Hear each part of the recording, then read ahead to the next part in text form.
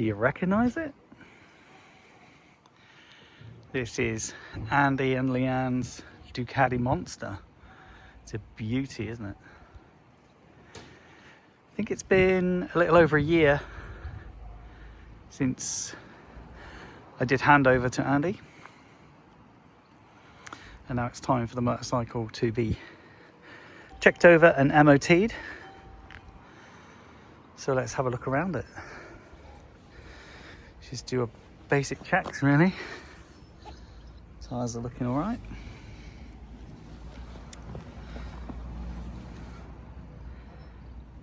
You can't really see, but the brake pads look fine.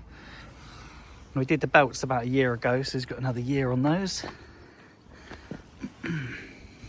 See the brake pads this side. Rear brake working. What do you reckon? Can you just see the pads in there? They look all right, don't they? Rear shock.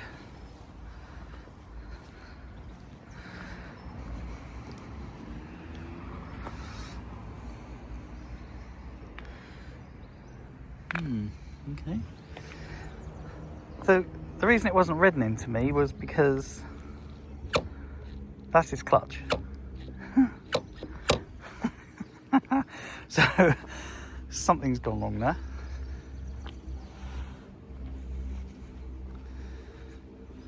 So we've got to sort his clutch out. See if it's got any juice. Yo.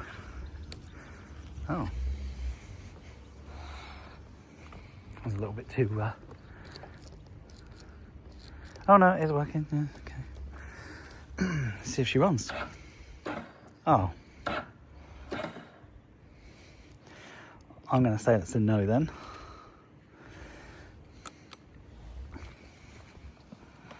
We have indicators, don't we?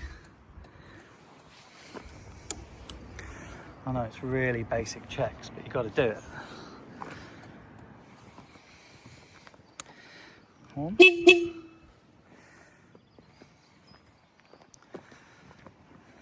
Brake light on the rear.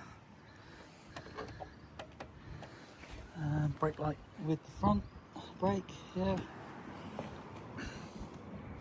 Okay, and then light rear. Side light, and then main lights. Yeah, sweet. Alright, so we don't have to worry about any bulbs.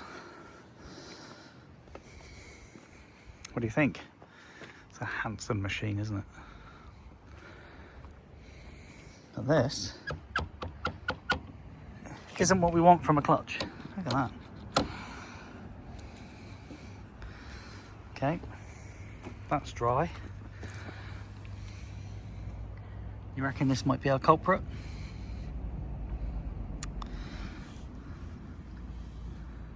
Wonder how long it's been leaking. Huh. Okay, so we've got fuel in the tank. We just sort the battery out, and we need to sort that clutch out, and then we can submit to MOT. Yeah? I'm also going to have a look at the miles. Right, oh, it's done like 90 miles. That's bad. That's bad, that. 89.9 miles is what it's done in a year. Come on. Oh my gosh. I bet there's like plenty of you out there that'd be like, there's no way I'd ride it every day, I bet. Yeah, cool. Okay. Get it into workshop. I just wanted to have a look around it. Let's get into workshop, see what we can do. Well, it sure is nice to have it back. Let's start with getting some electrons in that battery.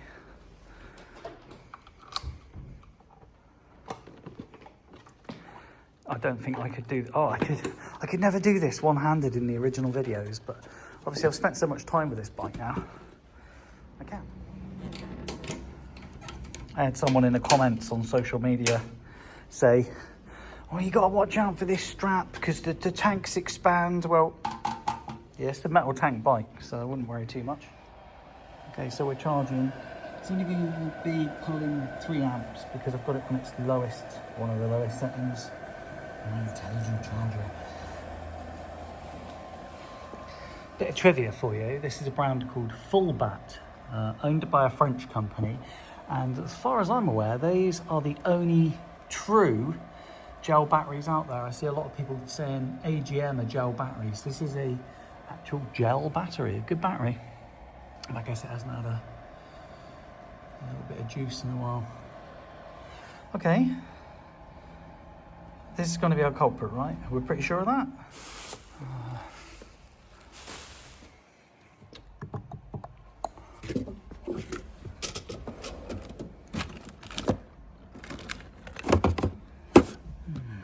Sure. There's one around here. Ah. This is good. Does that look like it'll fit?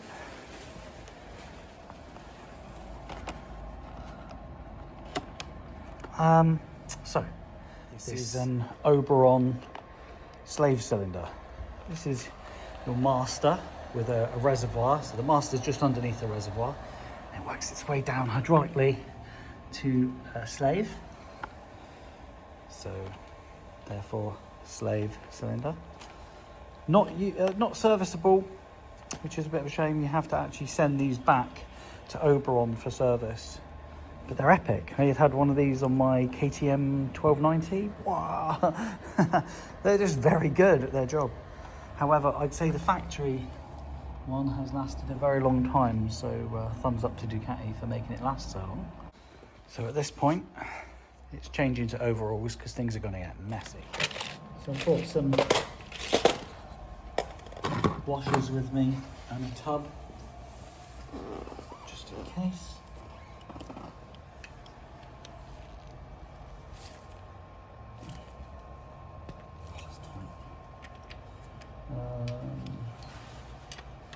Let's loosen this off.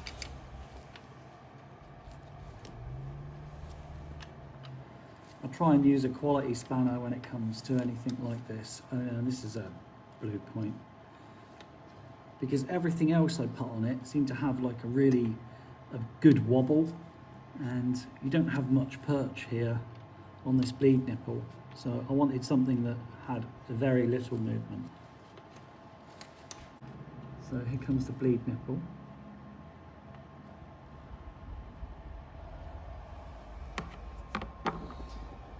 And then we've got copper washer, which is squished into the top here, and a copper washer on the slave. I'll just keep them. I don't know if that one's going to come off. It's been squished in. Oh, there we go. Keep them in order.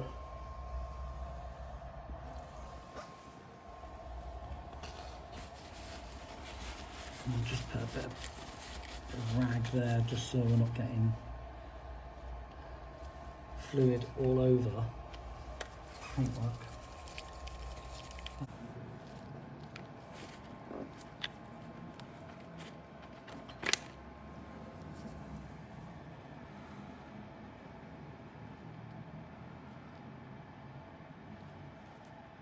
What do you think?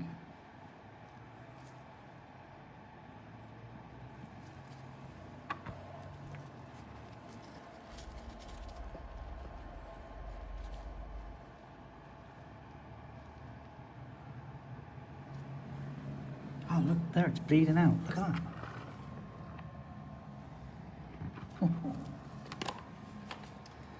All right.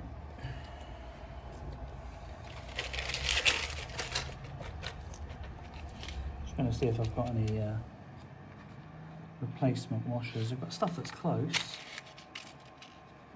Actually, I should probably check and see if in the Oberon kit they give us washers or not. They give us instruction. Well, check it out. They do.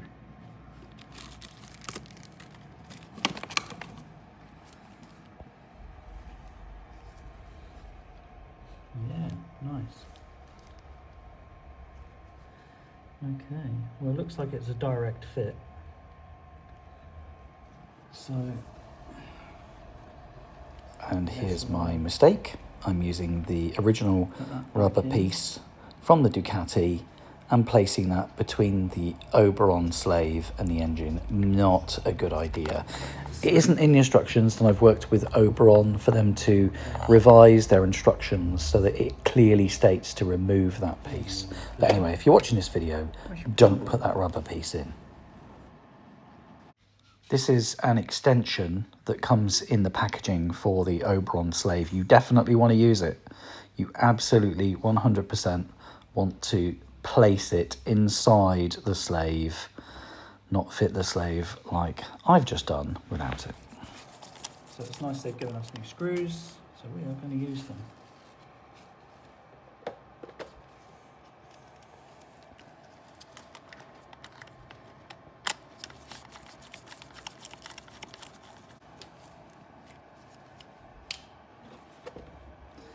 And then what they've given us, instead of copper washers, is aluminium washers with rubber. Very nice. So that one goes there. Banjo on the top.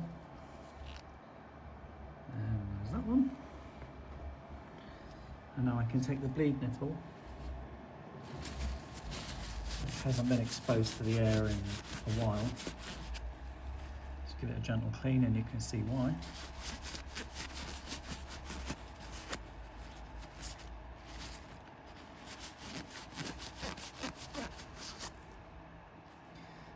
Beautiful. Just help that one on. Pop it through.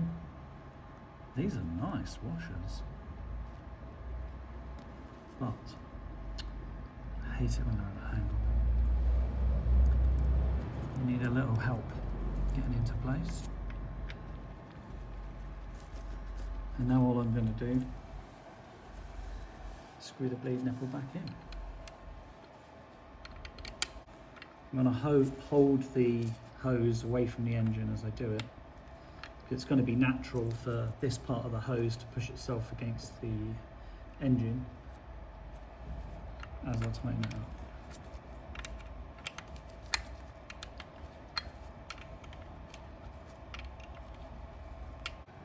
Cool.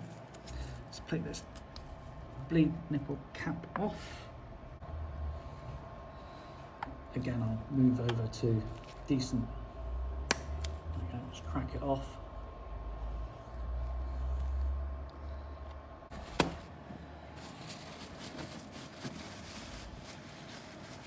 And what I'm going to do now is just put some rag around the outside of the slave in case we lose any fluid during this bleeding process. And I've got a pipe coming off of it. I have to excuse the noise of the fan whilst the battery is being charged.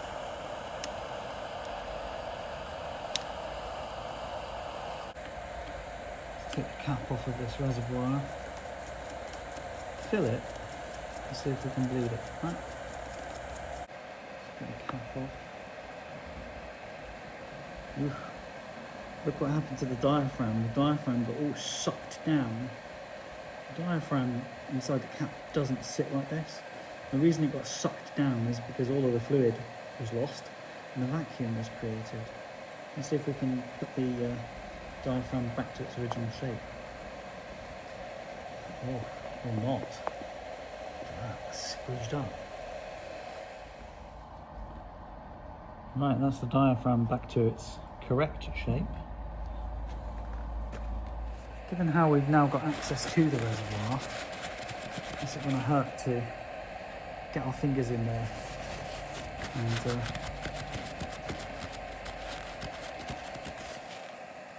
poke around a bit? This is Brembo brake fluid, I really like it. It's .4.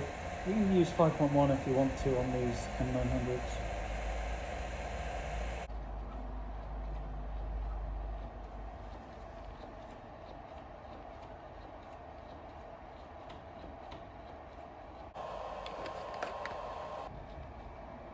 Ew. We're starting to get somewhere now, and the fluid's starting to look a little happier. just going to refill the reservoir. So we're nearly there now. So what I'll do now is I'll close the bleed nipple just for a moment.